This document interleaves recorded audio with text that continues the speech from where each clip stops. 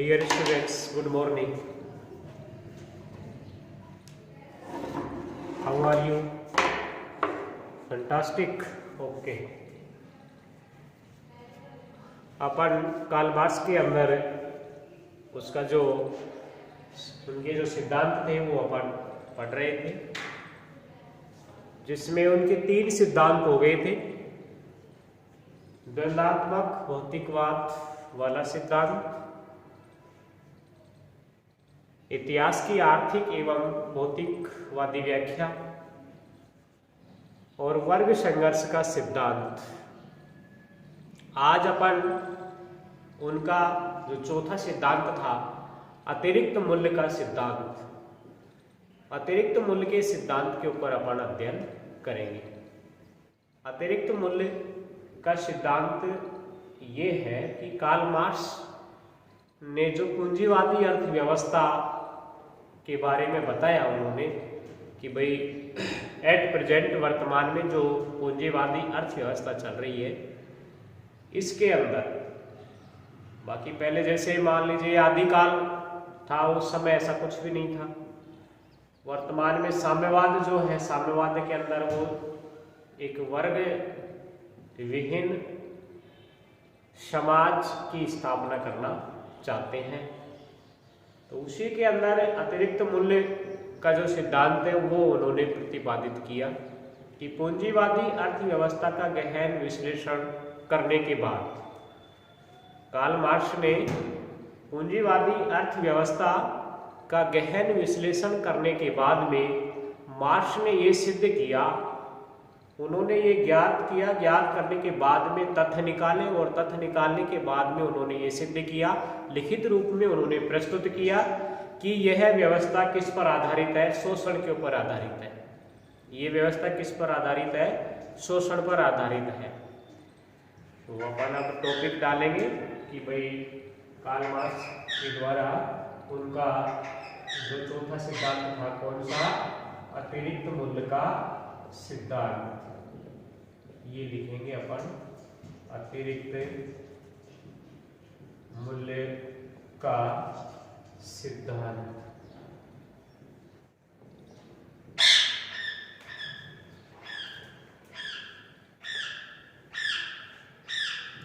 अतिरिक्त मूल्य का सिद्धांत।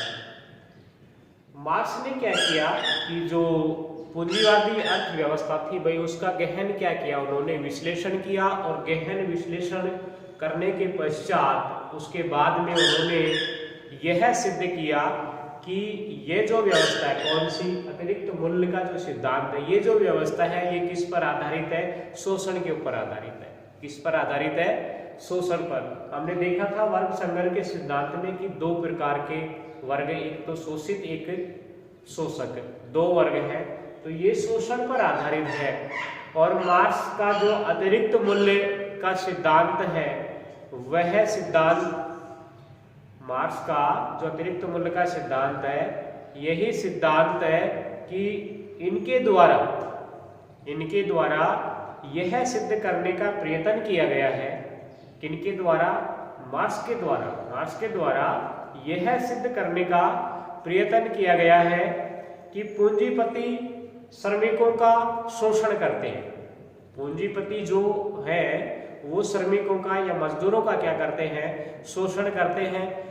और इस सिद्धांत का प्रतिपादन मार्क्स ने उनकी एक बहुत ही फेमस पुस्तक थी, प्रसिद्ध, जिसका नाम था दास कैपिटल। क्या नाम था, दास कैपिटल।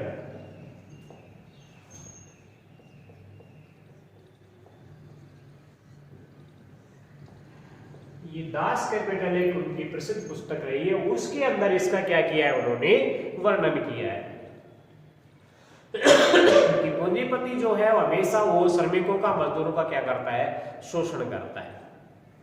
इसके बहुत सारे उदाहरण अपन देखने को मिल जाएंगे। किसी भी क्षेत्र के अंदर आप जाकर के देखिए, उसमें ये मिल जाएगा आपको। जैसे मान लीजिए अपना ही जैसे स्कूल का, विद्यालय का या कॉलेज का क्षेत्र देख लीजिए, इसमें भी यही है कि मालिक जो है वो चाहता है कि मेरे को ज़्यादा प्रॉफिट हो और जो कार्य करने वाले हैं वो ये चाहते हैं कि भाई हम जितने समय तक कार्य करते हैं उतना हमारे को मिल नहीं पाता है, इसलिए थोड़ा विचारों में तालमेल नहीं बैठ पाता है। तो ये ऐसे बहुत सारे उदाहरण हैं, किसी भी क्षेत्र में चले जाइए आप, उस क्षेत्र में भी आपको देखने को ये मिलेगा आपको। तो उनकी एक प्रसिद्ध पुस्तक थी, कौन सी, वही दास कैपिटल। तो दास कैपिटल के अंदर इस सिद्धांत का उन्होंने विवरण प्रस्तुत किया है, ये प्रतिपादित किया है उन्होंने। अतिरिक्त मूल्य का सिद्धांत मूल्य के श्रम सिद्धांत पर आधारित है। मूल्य का जो श्रम सिद्धांत है उसके ऊपर ये क्या है, आधारित है। इस सिद्धांत के अनुसार अंत में किसी वस्तु का जो विनिमय मूल्य है उसके उत्पादन में लगाए गए सामाजिक दृष्टि से लाभदायक श्रम की मात्रा पर निर्भर करता है। अब विनिमय मूल्य, और विनिमय के अंदर देखिए आप, ये एक बहुत ही पुराना शब्द है ये विनिमय। और विनिमय दो प्रकार का होता है, एक वस्तु विनिमय होता है और एक क्या होता है, मुद्रा विनिमय होता है। तो पहले प्राचीन टाइम के अंदर जब मुद्रा का चलन नहीं था उस समय वस्तु विनिमय हुआ करता था, अर्थात वस्तु के बदले में क्या, वस्तु का लेन देन करना, वस्तु विनिमय। और अब वस्तु के बदले में अपन क्या देते हैं, मुद्रा देते हैं। और जैसे अपनी मुद्रा क्या है, भारतीय मुद्रा रुपया है, तो अपन जो रुपया देते हैं तो अब क्या हो गया, मुद्रा विनिमय हो गया। नहीं पहले क्या था, जैसे मान लीजिए किसी व्यक्ति के मान लीजिए अनाज ज्यादा पैदा हो गया, अब उस अनाज वाले को बहुत सारे और कई वस्तुओं की क्या है, उसको आवश्यकता है। अब आवश्यकता है तो फिर वो क्या करेगा, वो दूसरा व्यक्ति मान लीजिए जैसे कपड़े बेचने वाला है, तो कपड़े वालों को किसकी आवश्यकता है, अनाज की है, तो वो अनाज लेगा उससे और बदले में अब वो उस कृषक को क्या चाहिए, वस्त्र चाहिए, कपड़े चाहिए, तो उसे वो कपड़े दे देगा। तो ये वस्तु का क्या हो गया, विनिमय। तो ये श्रम है ना, जो ये विनिमय जो है उस के ऊपर क्या करता है, निर्भर करता है। अब मार्क्स ने ये बताया कि भाई मूल्य दो प्रकार के होते हैं। कितने प्रकार के होते हैं, दो प्रकार के होते हैं। मूल्य जो है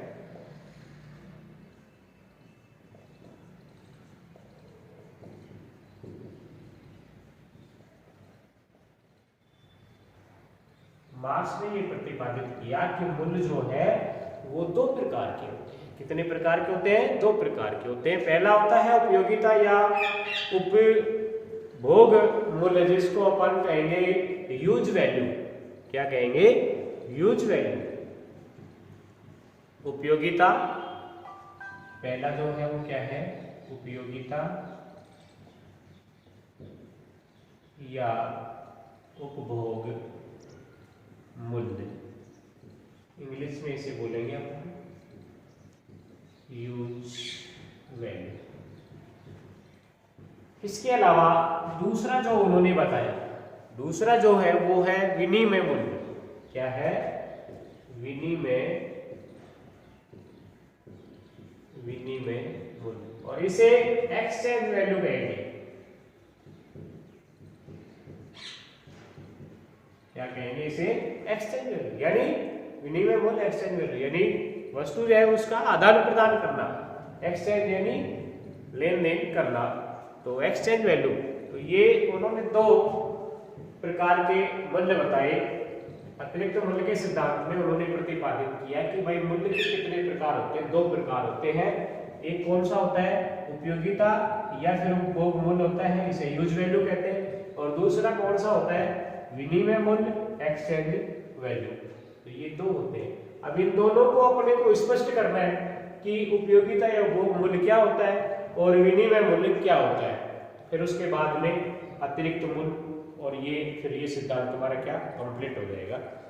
तो अब उपयोगिता या उपभोग मूल्य देखते हैं। सबसे पहले इसके अंदर इन्होंने जो दो प्रकार बताए उसके अंदर पहला प्रकार, और पहला प्रकार कौन सा है, उपयोगिता या उपभोग मूल्य।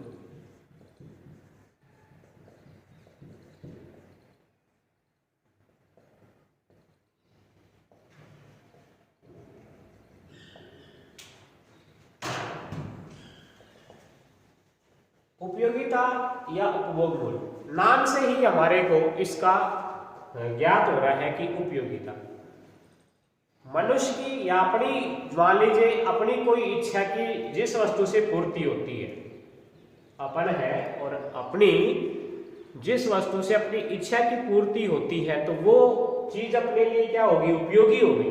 उपयोगी हुई या नहीं हुई, हो गई ना भाई। जिस वस्तु से अपनी इच्छा की पूर्ति होती है वो क्या है, अपने लिए उपयोगी। या अपन अपनी वह वस्तु अपनी इच्छा की पूर्ति करती है, अपन उसका क्या करेंगे, उपभोग करेंगे। क्या करेंगे, उपभोग करेंगे। तो यही क्या है, उपयोगिता या उपभोग मूल्य है। क्या है इसमें कि मार्क्स ने उपयोगिता या उपभोग मूल्य और विनिमय जो मूल्य है उन दोनों के अंदर अंतर बताया उन्होंने। अंतर कि भाई इन दोनों में क्या है, डिफरेंस है, अंतर है। उन्होंने बताया कि उपयोगिता का जो अर्थ है, उपयोगिता का जो अर्थ है वो ये है कि मनुष्य की इच्छा, मानव की जो इच्छा पूरी करना, मनुष्य की इच्छा पूरी करना क्या होगा, उपभोग मूल्य होगा या उपयोगिता मूल्य होगा। मनुष्य कोई भी इंसान है, मान लीजिए अपने सभी है जैसे, तो अपनी इच्छा की पूर्ति होना, कोई वस्तु है जैसे मान लीजिए अपन जैसे खाना ही खा रहे हैं और खाना खाते वक्त अपने को सब्जी चाहिए, जैसे मान लीजिए रोटियां चाहिए, चपाती चाहिए, और कई कई ऐसे हैं जैसे अब इस मौसम में उनको जैसे मान लीजिए घी वगैरह भी चाहिए, छाछ वगैरह, दही वगैरह, दूध वगैरह, ये बहुत सारी चीजें हैं। तो ये इनसे अपनी क्या इच्छा की पूर्ति, भाई अपन भोजन तो कर ही रहे हैं लेकिन अपनी जो इच्छा है ना, विल, वो जागृत हो जाती है। तो इच्छा की पूर्ति जिस चीज से होगी अपन अपने लिए वो चीज क्या होगी, उपयोगी होगी। तो मार्क्स भी यही कहते हैं कि भाई मनुष्य की इच्छा की पूर्ति करना क्या है, उपभोग है या उपयोगिता है। जो वस्तुएं मनुष्य की इच्छा पूर्ति करती हैं वे वस्तुएं मानव के लिए उपयोगी होती है, और जो इच्छा पूर्ति नहीं करती वो क्या होगी, अनुपयोगी होगी। वो क्या होती है, अनुपयोगी होती है। भाई जो इच्छा की पूर्ति करती है वो उपयोगी और नहीं करती है वो क्या, अनुपयोगी होती है। तो ये हो गया इसका उपयोगिता या उपभोग। अब इसके लिए अपन एग्जाम देखेंगे, फॉर एग्जाम्पल के लिए अपन देखेंगे कि भाई जैसे अपन मान लीजिए रेगिस्तान के अंदर चले गए, अपने पश्चिमी राजस्थान के अंदर। अब कुछ देर के लिए वहां चलते हैं अपन पश्चिमी राजस्थान के अंदर, बैठे तो अपन यही है बट लेकिन वहां चलते हैं, अपने मन को नहीं चलते, वहां देखते हैं कि पश्चिमी राजस्थान के अंदर अपन चले गए। पश्चिमी राजस्थान में वहां देखेंगे बहुत सारे बालू रेत के टीले ही टीले मिलेंगे। अपने क्या मिलेंगे, बालू रेत के टीले टीले मिलेंगे। बालू वहां मिट्टी तो काफी है, उस मिट्टी के अंदर मान लीजिए अपन कोई वृक्षारोपण वगैरह ऐसा एक कोई अभियान चलाए तो उसके लिए किसकी आवश्यकता होगी, जल की आवश्यकता होगी।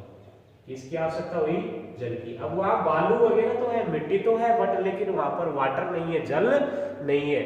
और जल नहीं है तो फिर ये बालू का जो रेत के टीले हैं ये उपयोगी नहीं है, ये क्या हो गए, अनुपयोगी। क्योंकि जल जो है ये हमारी प्यास बुझाएगा और जल से ही क्या है, जीवन है। इसलिए जल का वहां होना क्या है, जरूरी है। अब जल नहीं है तो फिर वो अपने लिए क्या, उपयोगी नहीं है, अर्थात ये उपयोगिता मूल्य नहीं है, अपन उसका उपभोग नहीं कर सकते। ये एग्जाम्पल अपन देख सकते हैं और ऐसे बहुत सारे एग्जाम्पल अपने को देखने के लिए भी मिलेंगे। इन फ्यूचर देखना आप, ऐसे कई आपके सामने ऐसी घटनाएं घटित होंगी जो वास्तव में आपको पता चलेगा कि हाँ वास्तव में इस चीज का क्या मूल्य है। तो ये आपका हो गया कौन सा, ये उपयोगिता या उपभोग मूल्य हो गया। अब उनका दूसरा जो उन्होंने बताया कौन सा, विनिमय मूल्य।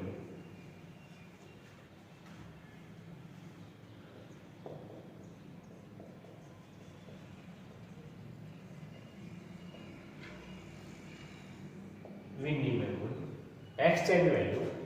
विनिमय मूल्य क्या है कि ये अभी अपन ने पढ़ा है कि भाई वस्तु विनिमय और मुद्रा विनिमय, प्राचीन टाइम के अंदर प्राचीन टाइम में मुद्रा का प्रचलन नहीं था। मुद्रा का प्रचलन न होने के कारण क्या था, वस्तु विनिमय था।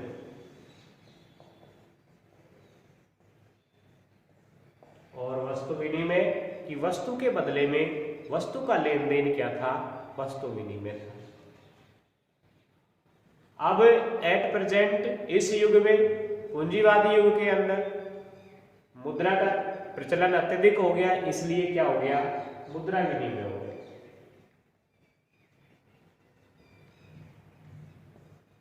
ये विनिमय मूल्य की वस्तु, कोई भी वस्तु उत्पादित हुई, पहले होती थी तो उसके बदले में दूसरी वस्तु ले ली जाती थी, क्योंकि वो उस वस्तु का उपभोग करना चाहता है कोई भी व्यक्ति जो है।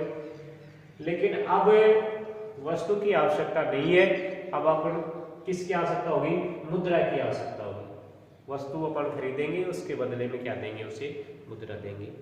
तो ये जैसे मान लीजिए कोई किसान है, कृषक है,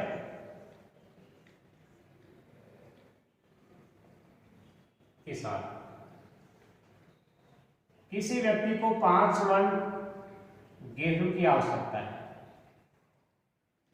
कोई व्यक्ति है, मान लीजिए ये नाम का ये कोई व्यक्ति है, इसको क्या चाहिए, 5 मन गेहूं चाहिए। लेकिन ये जो बी नाम का व्यक्ति जो कृषक है, किसान है, इसे क्या चाहिए, इसे 10 गज कपड़ा चाहिए। अब ये व्यक्ति की आवश्यकता ये पूरी करेगा और बी व्यक्ति की आवश्यकता ये पूरी करेगा, इसलिए ये एक्सचेंज करेंगे आपस में। तो 5 मन गेहूं के बराबर 10 गज कपड़े का क्या हो गया, मूल्य हो गया। ये क्या हो गया, इसका विनिमय मूल्य हो गया। तो कार्ल मार्क्स ने 2 प्रकार के मूल्य बताए थे, एक तो उपयोगिता या उपभोग मूल्य और दूसरा क्या था, विनिमय मूल्य। तो ये है भाई। अब अतिरिक्त मूल्य देखिए, ये 2 मूल्य हो गए। अब बात अतिरिक्त मूल्य की है। अतिरिक्त मूल्य, और नाम से ही हमें पता चल रहा है कि अतिरिक्त मूल्य।